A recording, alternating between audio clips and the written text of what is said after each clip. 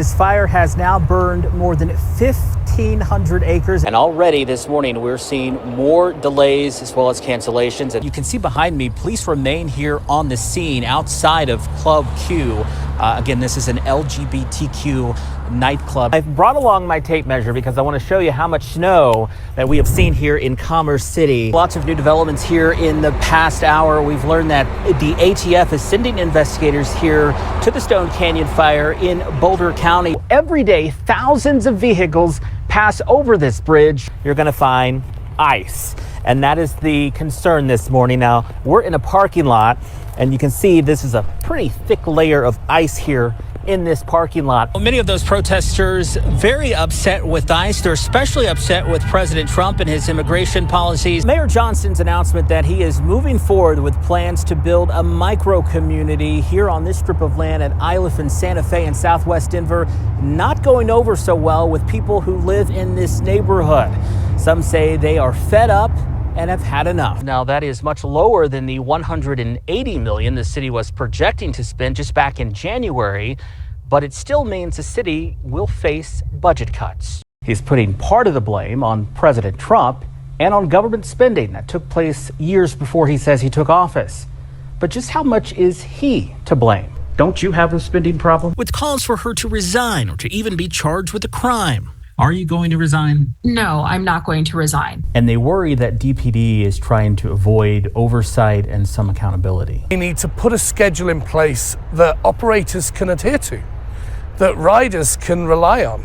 What do you say to those concerns? Mom hugs always feel good. Doesn't matter how old we are. It doesn't matter. Mom hugs are mom hugs. And everyone could certainly use a mom hug on a day like today. Ann also told me that her children lived through a school shooting back in Ohio, so she knows the kind of pain a community feels after something like this, and she knows how difficult it is to heal. But imagine those images show the town you grew up in, where your family lives, completely devastated. Now imagine you are thousands of miles away, helpless to do anything about it. It certainly is. In fact, this is the largest settlement involving police misconduct in Colorado's history. And the state of Colorado, along with 3 law enforcement agencies, have agreed to pay a combined $19 million. For the first time, Denver Mayor Mike Johnston offered specifics about the cost of his plan to get 1,000 people experiencing homelessness off the streets by the end of this year. The mayor says it'll cost $48 million. We know the strategy works. We know how to pay for it. And we know how to do it within our existing resources.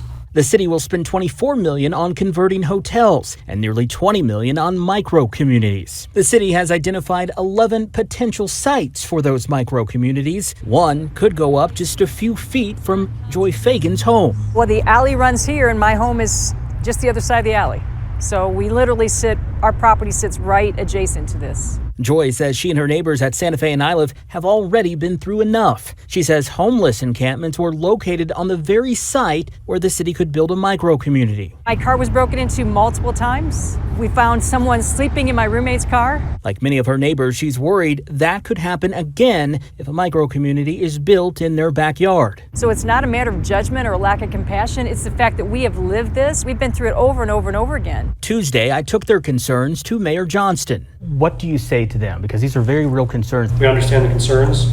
We understand the fear. The mayor says micro communities are safe. He points to 911 calls. He says while there have been thousands of 911 calls at unsanctioned encampments, there have only been a handful at the city's existing tiny home villages, like the one at 40th and Monroe. So you're talking about sites that are literally 1/1000th of the safety risk to the community of what the current situation is. The mayor's office says staff will be on site 24/7 and violence will not be tolerated. The most dangerous thing for communities would be for us to continue to do what we've done in the past. Joy and many of her neighbors still have their doubts. If the mayor doesn't live here, the mayor isn't going to experience those consequences. They'll be able to share their concerns directly with the mayor at a community meeting Wednesday night. In Denver, Brandon Richard, Denver 7. Well, Mayor Johnston's announcement that he is moving forward with plans to build a micro community here on this strip of land at Iliff and Santa Fe in southwest Denver, not going over so well with people who live in this neighborhood.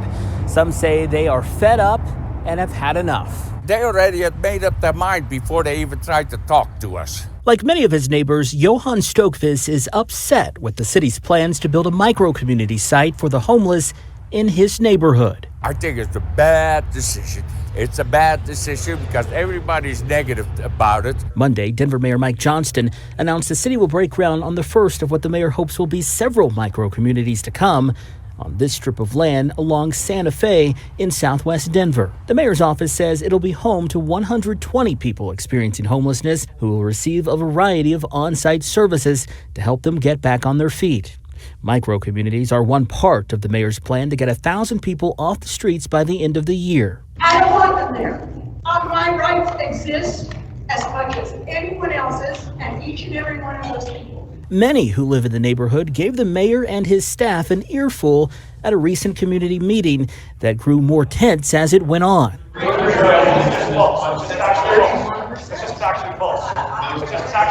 The mayor is trying to reassure people who live near the site that it'll be no threat to their safety.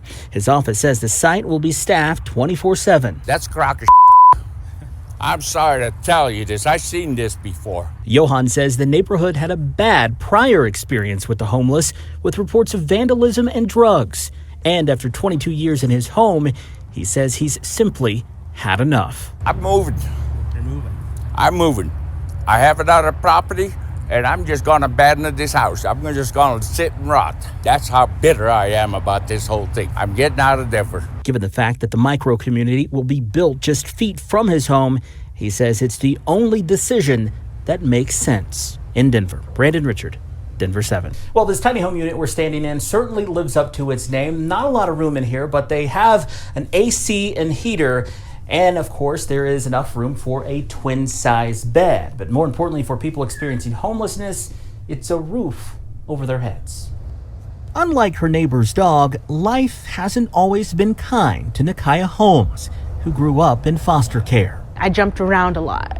I'm kind of used to jumping around. A fight with her family showed her things could always get worse. And things, spiraled, and then I ended up hospitalized, and then I ended up on the street. She spent the next 9 months wandering from shelter to shelter, seeing firsthand the human tragedy of homelessness. There was a lot of things I haven't seen. There was people there that needed help, but nobody was willing to help. Luckily, a case manager helped her apply for a unit at this tiny home village in Denver. She was approved and moved in this past April. I get my own little place. I ain't got to worry about nobody. This is nice, That must have been great walking into your home. Yes, it was lovely. I was excited. The village is one of 2 that Colorado Village Collaborative runs, along with 3 safe outdoor spaces. And they were recently selected to run one of Denver's new micro-communities. The micro-communities look like a sort of a mashup between our tiny home village and our safe outdoor spaces. The executive director told me they help people set goals to get back on their feet. And really it's about making progress toward those goals.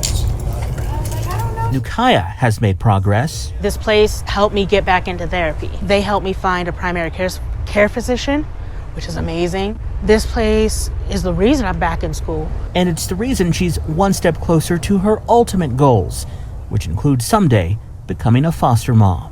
I know what it's like. I want them to understand, it's hard, but you'll always have somebody who will support you. In Denver, Brandon Richard, Denver 7.